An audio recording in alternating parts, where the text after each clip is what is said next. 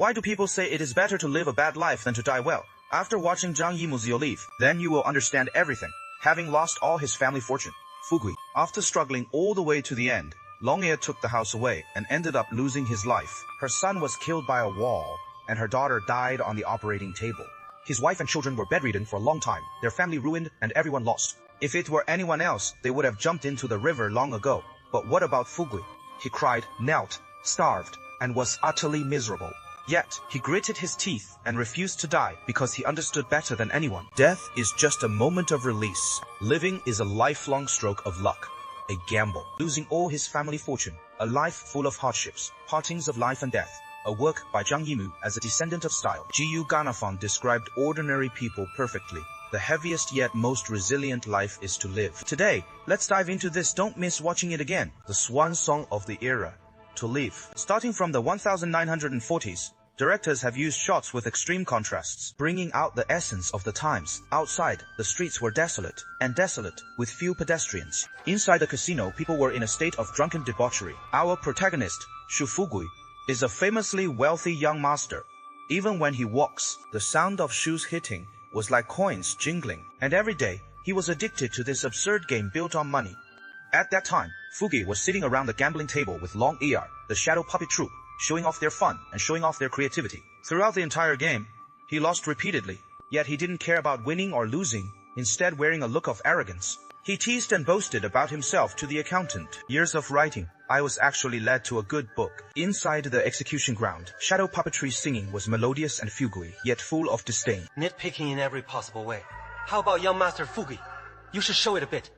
Let them see better. Under Long-air's deliberate provocation and encouragement, his competitive spirit flared up. Still, he stepped onto the stage and roared freely. The audience humming, Jingyin erupted in cheers and applause. The shadow puppet scenes in the film are never unnecessary setups.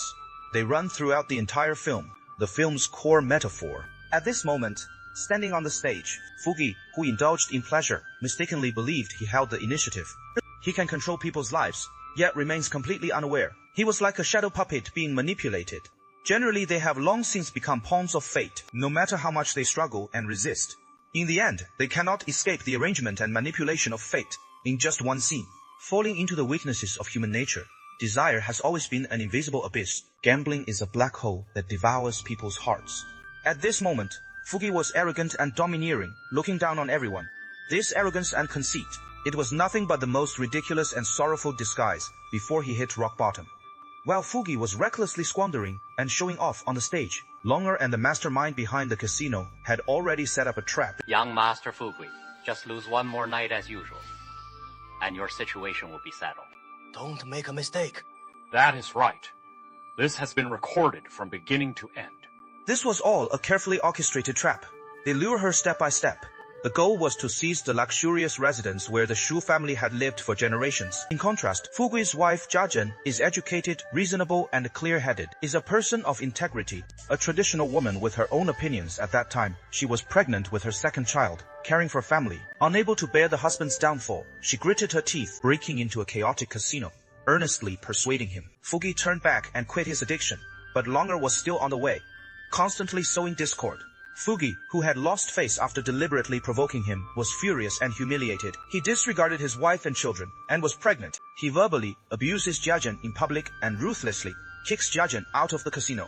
He paid no attention to the couple's diligence and desire, those in power. In the end, he lost his sanity. The more Fugui gambled, the crazier he became. The more he lost, the more he gambled. In just one night, he squandered all the family fortune and gambling debts accumulated by his ancestors. The moment of complete settlement also meant the Shu family's complete decline. Fugui, suddenly awakened, left the casino in a daze and tears. Waiting for him was Jiazhen, utterly disheartened. In despair, his wife made up her mind to leave with their daughter Fengxia. The Shu family turned and returned to her parents' home. The once wealthy young master, once extravagant in luxury and jade, suddenly, losing all his home, his wealth scattered, leaving him torn apart from his wife and children, leaving him in a miserable situation. Not long after, Long-air personally came to collect the debt. Fugui's father was furious. Blood pressure suddenly spikes. Even if the son is reckless and wasteful, he can't make a big difference. The old man still clings to his debts. The bottom line and backbone of repaying trembled as he pressed his fingerprint. In this old house where generations have lived for most of their lives, after paying off all gambling debts, the elderly man, overcome with anger, he couldn't catch his breath in one breath, forever collapsed in the courtyard of the one she had cared for her entire life. Looking back at Fugui's early absurdity and decline, it always makes people sigh endlessly. People must endure heart-wrenching pain. Only then can we truly understand the weight of the word responsibility. Fugui's sudden awakening and difficult growth. Therefore, when my father passed away, the family was shattered. The separation of wife and children is a painful price. Such an ending is cruel and bone-chilling, yet incredibly realistic. Life never shows mercy for ignorance or indulgence. Nor will I be at the heart of a lost person. The scholar showed compassion, all choices to escape reality and squander recklessly. In the end, it is the closest people who silently bear the bitter consequences. At that time, the dejected Fugui, it is also a true reflection of countless lost people in the world who were driven out of the ancestral home. Fugui could only sell the small pieces of jewelry his mother left behind to barely get by. Rented a rundown little house on the street corner to settle down. To survive, he lowered his pride, making a living by setting up street stalls. Han Lai and Xiang quietly endured the hardest years. Until the following spring, when he saw Fugui completely quit gambling and pain. Jiajin, who has turned her life over a new leaf, brings her daughter Fengxia with her, and her newborn son, Yu Qing, resolutely return to her side. The film hides subtle and touching metaphors. At the beginning, Fugui was addicted to gambling and neglected his family business. The betting on the couple's bed, one red, one green, was hidden. The irreconcilable estrangement and distance between the two. Yet when fortune and honor are expected, a playboy with joy is separated by a distance. Turning back, Jiajin rushed to the scene. The bed was covered with crimson bedding. It symbolizes the family weathering storms together, the determination to endure hardship together. Jiajin's choice was deeply moving. In times of wealth and glory, when she resolutely turned away from the lowest point in her life, she resolutely rushed back. In her, she fully embodies the unique resilience and gentleness of traditional women. Inclusiveness. All things carry heavy burdens and move forward. It turns out that true love and a home, it was never a piling of luxury and jade, but an acceptance that was lost and reversed. It is the steadfast commitment to stand by through thick and thin. To support the desperate Fugui family, grit your teeth and go ask Long for money. Courage flatly refused, citing emergency relief as the excuse of not saving Chong. Instead, she lent him the box of shadow puppet props from years ago. Let him rely on his skills to support himself. This scene quietly completes the cycle of fate.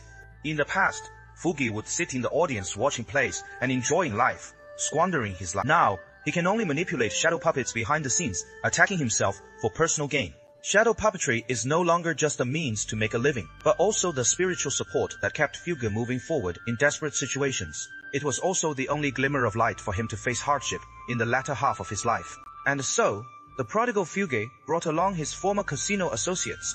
Chen Sheng assembled a simple opera troupe and wandered from then on, wandering from all directions, relying on a shadow puppet show, roaming the martial world, seeking a living. But the fate of ordinary people is never within their control. The poet often says, a grain of dust from the times falls on ordinary people. It is like a mountain that can't be climbed. During an ordinary outdoor performance, a cold bayonet suddenly sliced through the thin screen. In the ruthless, chaotic times, Fugui and Changsheng are forcibly grabbed and dragged into a brutal battlefield. On the battlefield of defeat and scattering, everywhere was hell on earth, covering the mountains and fields. They were all wounded soldiers wailing in agony.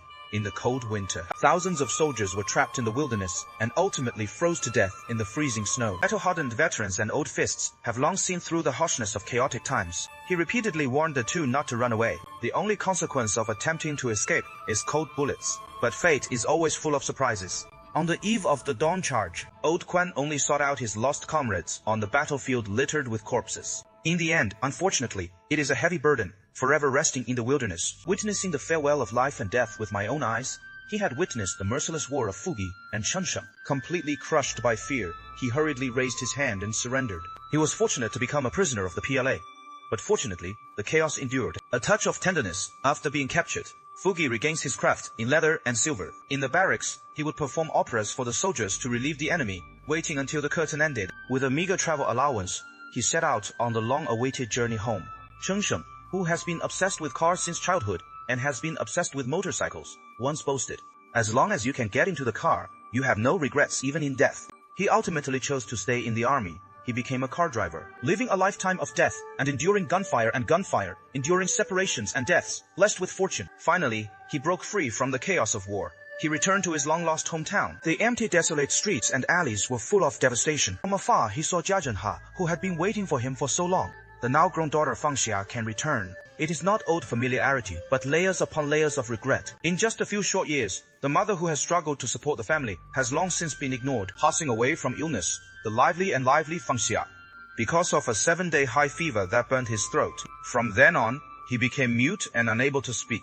Fate never gives ordinary people a chance to catch their breath. Hardship follows one after another. Not yet waiting for fortune and humility to comfort the poor and the wounded, the mayor hurriedly came to bring news of Longer's public trial. The ancestral home that Fugi had given away to pay off debts years ago was divided and assigned to Longer. All of this coincided with land reform, and this century-old house was classified as a landlord's asset. Unwilling to accept it, Long-Er refused to cooperate. Not only did he provoke trouble, but he also burned it down in a large fire. The entire residence was deemed to have deliberately undermined the reform. The public trial scene finally settled. Long-Er was sentenced to death. On the way to the execution ground, he deliberately made a straight right-angle turn. This is the film's most brilliant metaphor. It was both a sudden turn in his life's fate. It was also the end of his careless life. In the crowd, he saw Fugui standing in the corner from afar. Their eyes met, filled with sighs, accompanied by 5 consecutive piercing gunshots. Longer's half-lifetime has come to an end. Fugi, who had witnessed the death penalty firsthand all his life, was terrified to the extreme. Guoqi was so terrified on the spot that he collapsed to the ground. His whole body trembled. He ran home like a madman, repeatedly affirming that his family is innocent. Only then did the civilian population finally breathe a sigh of relief. We always think that ordinary people are the best to be grateful after surviving a disaster. But upon closer saving, all that remains is a bone-chilling sorrow. In those turbulent times, ordinary people's good fortunes were never about living without worries.